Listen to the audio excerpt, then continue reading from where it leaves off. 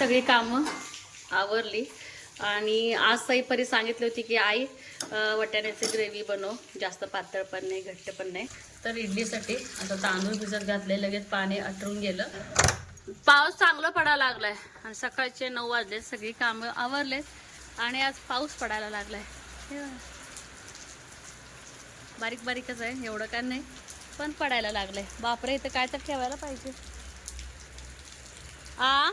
ठीक ठीक ओके. इथं वा आपण केलेलं हे आंगी दिलो आणि पारिजातकाचा सडा. हो,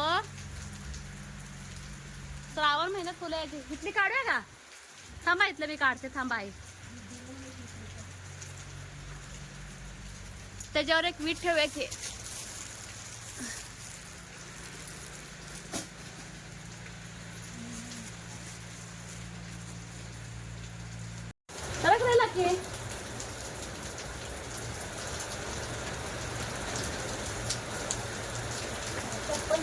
लकी मारीन बघ तुला आता.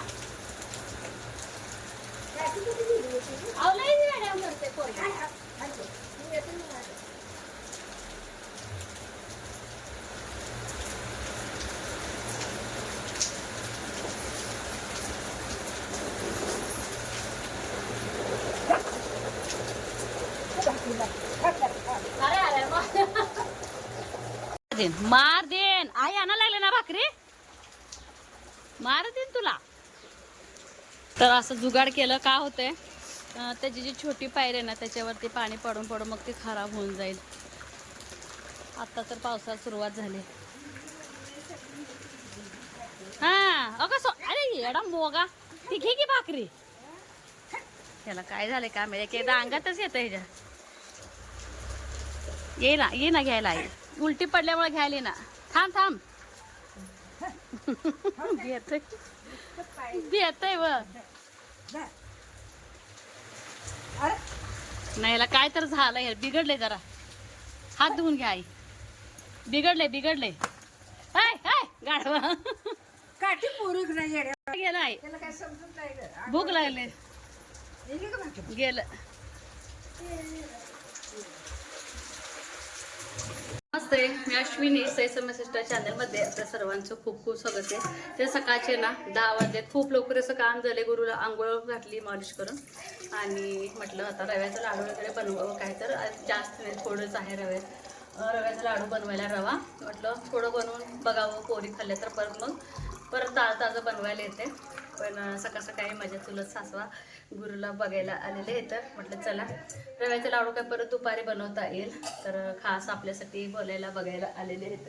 तर असे बरेच रवाना असं ना चाळून ठेवलं होतं. तूप दुसऱ्या भांड्यातून ह्यात काढलं होतं. काजू बदाम वगैरे ना बारीक कट केले होते. आणि विलायची आता कसं थोडंसं थंडी आहे बाहेर, पाऊस तर काय नाहीच, मगाशी थोडं आला आणि गेला.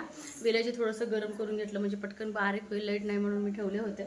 तर बघू आधी आता चहा वगैरे जरा आत्या. आत्ताच मी आईना म्हटले अण्णा जर असते तर अण्णांना आनंद अश्रू आले असते. म्हटलं जर बघितलं असतं तर बाळाला खेळताना. मग मी रडले की डिलिव्हर झाल्यावर. मनान डोळ्यातनं पाणी सांगावं लागते का आत्यावर? सगळ्यांसाठी छान असं ना विलायची चहा ठेवले. जास्तीचं उकळते म्हणजे की जास्तीच फ्लेवर येतो. आणि असं तूप घेतलेलं काढून म्हणजे ह्याच भातवडीनं तर रवा भाजता यावं, तर तयारी करून ठेवली होती मी. काही हरकत नाही, परत करू लाडू. याला बेसनचं नाही, रव्याचं संपल्यावर किती थोडे करायचे. तर दोघे आले सुद्धा, आमचं काम अजून व्हायचं तर वर आले सुद्धा. एक इकडं एक तिकडं, एकाच ठिकाणी अडकाव की साळून.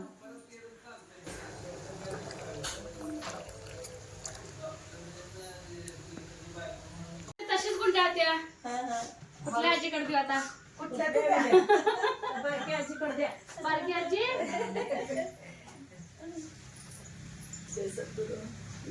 जय सद्गुरू. सद्गुरूच्या कृपेने चालाय. गुरुच बोलते त्याला.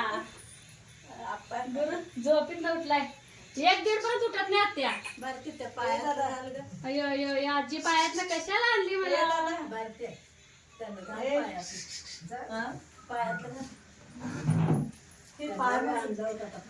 म्हणजे काढू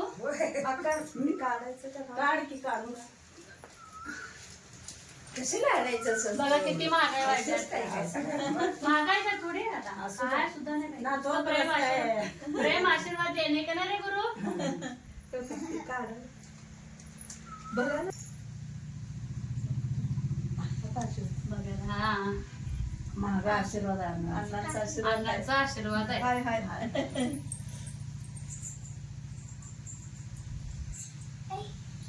अन्नच पाहिजे होते जरा अजून वारले नसते अन्न माहितीये का घट्ट होते अन्नाले अश्विनी तुम्ही असं म्हणता आमच्या यंदा तर 21 लय दिवस झाले हा त्यांचं वय नातवंड बरोबर आणलंय पक्का मापात आणलाय. आजी तुमचं आता पैंजण काढतच नाही मी आता आई त्या आजीचं पैंजणच काढत नाही. पहिलेच घातलंय तुमचं मी नाही काढू नका आमचं नाही काढत नाही ते तर खरं सांगायला काढतच नाही. नव्हतं घातलं मग ती जरा मोठ्या आईने घेतलेलं मग ती पडतंय म्हणलं आईला ती काम बरं ताट आणि घातलं ताट आणि पंचपाळा घेऊ दे परी आम्हाला घेऊन जावा मागं लागेल की घेऊ का घेऊन जावा घेते की अगं मला बी कोण नाही माझ्या घरात सगळे गेले तुझी गेले तांदायला तुम्ही यायचं होतं की गावात खेळायला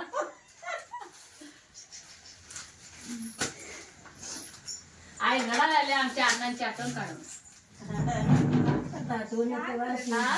आम्हाला इथं गेलं का अश्विनी? आम्हाला पण असं सून आहे म्हणून कधी जाच हाट नाही लेख आली तर लेखीप्रमाणे प्रेम अश्विनी आम्हाला त्याने कधी विकत नव्हतं.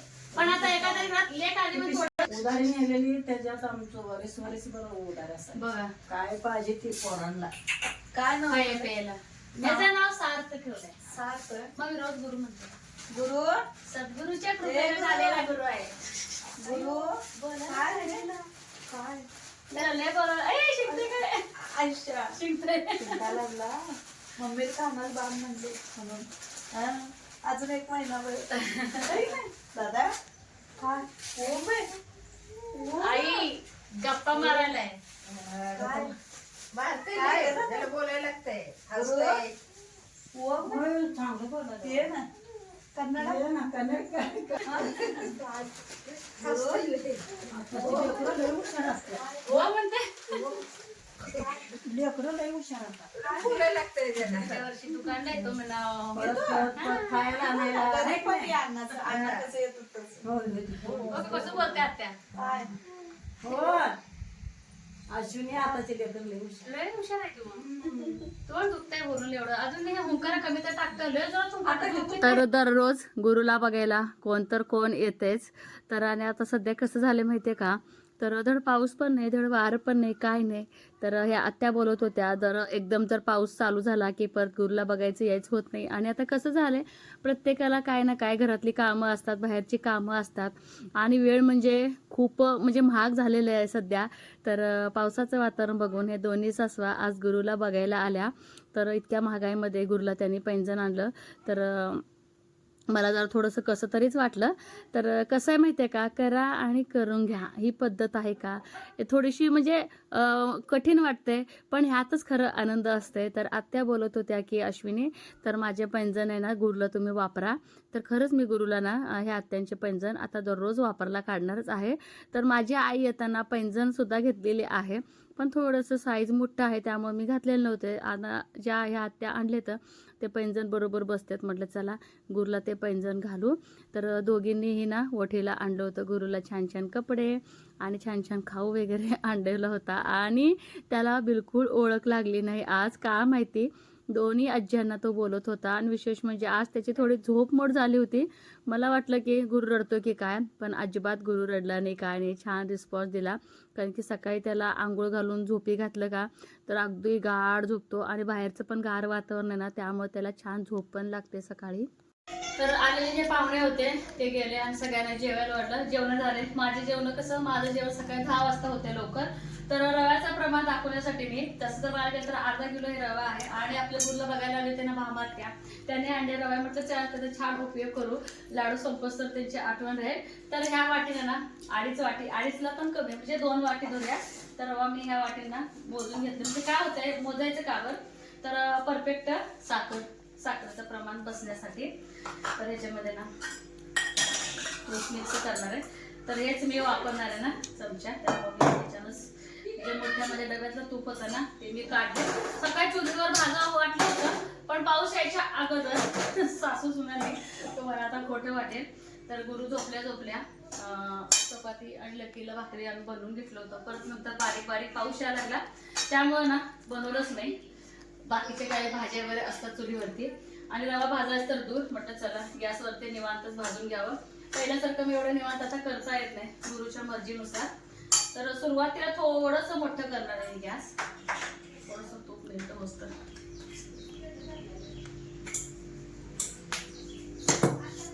आणि एकसारखं ना उलटलं फिरून ते रवा भाजून घेणार आहे. तूप सगळं मेल्ट होऊन देणार आधी. तर बारीक गॅसवरती म्हटलं तरी पण ना बरोबर अर्धा तास तरी जातो रवा भाजायला, गडबड न करता. त्याची पूर्ण असं ना पोटवी फुटायला पाहिजे. आणि गुरुला आज ना हॉलमध्ये बेडवरती खेळायला टाकलंय, थोडंसं वेगळं म्हणून. एकाच रूममध्ये खेळायला थोडंसं मग बोर होतंय, त्यामुळे थोडंसं सई आणि परी दोघे खेळवत बसलेत. आणि जे काय वटीचं आहे ते पण सगळं मला काढून ठेवायचं आहे आणलेलं. तर त्यात त्याने पैंजण आणलं होतं, तर त्या बोलल्या की अश्विनी माझंच पैंजण वापरा. म्हटलं चला, गुरुच्या पायात असं पण पैंजण नाही आहे, आई मला दिली होती घेऊन नवीन, तर ते पैंजण मी वापरलंच नाही अजून गुरुला. पण आता ह्या त्याची इच्छा आहे, गुरुला पण व्यवस्थित बसते, फक्त जे कडी काढू लागते ना बसवी आता तेच त्याला. आणि छोटे आहे ना हे, ताईच जरा मोठे आहे आणि ऋतू पण शकते. तर चला एकसारखं छान रवा भाजल्यावर तुम्हाला दाखवते. रवा भाजायला गडबड करून चालत नाही. रवा थोडासा कच्चा जरी असला, लाडू बिघडण्याची खूप शक्यता असते. पाकावरती पण असतं आणि रव्यावरती पण असते. बास का तुला छान करते भाजी. चला तर पूर्ण रवा भाजून घेते.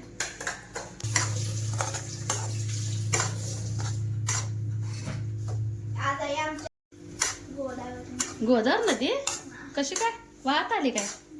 मग कशी आली? बरोबर शाळेतले लय सांगते करतील, लय सांगते. तुला शाळा सुटावं असं वाटत नसत? हा काय वाटतंय? मजा येते ना? बाहेर जोरदार पाऊस चालू होता. हा मग सगळे बसलेलो. इथं मुलींची लाईन होती, सब मुलांची लाईन होती. आणि आम्ही थोड बेंचवर सगळीकडे बसलेलो. मी, अनुश्री, श्रेया, अजून कार्तिक आणि गायत्री. गायत्रीची बाटली अशी खाली आपटली आणि पाणी अख्ख्या सगळ्या पूर्ण अख्ख्या वर्गात पाणी असं पसरलेलं. तो पण आणि ते पण नंतर अजून एका पोरीचं पाणी काढलं, अजून पाणी असं पूर्ण असं एका ठिकाणी. सगळी पोरं ती म्हणाली की आपल्या वर्गात गोदावरी नदी आली, गोदावरी नदी आली. एकामेकाला नाव किती छान ठेवले बघा की. आणि एक पोरगा आहे ना, त्याला माहित नव्हतं, ती बाहेर बसलेला जेवायला. मला असं सगळी म्हणायला लागली आणि गोदावरी नदीत पडला काही. मजा आहे शाळेत तुमच्या. काय तासभर सांगत असते मला. तर कलर पण ना जसं बदलत असतं तसं पण समजतं. पण हे आणखीन पूर्ण रवा कच्चा आहे, तुपाचं प्रमाण जास्त असल्यामुळं कलर बदलल्यासारखं वाटतंय. आणि जे नवीन शिकाऊ आहेत माझ्याकडे तर पहिल्यांदा घडलेलं, मग ते फसतंच. रवा भाजलं म्हणून पूर्ण आपण मग फसून जातो. रव्याचं का नाही हे बघा कलर थोडं बदलायला लागला, तरी पण आणखीन 10 मिनटं अगदी बारीक गॅसवरती माझा रवा भाजायचं काम चालू आहे. आणि तिकडं हॉलमध्ये कालवा, सई, परी, गुरु आणि गुरुचे बाबा. पर्यंत ना ह्याच्यामध्ये काजू बदाम टाकूया या रव्यामध्येच. आणि विलायचीची पूड,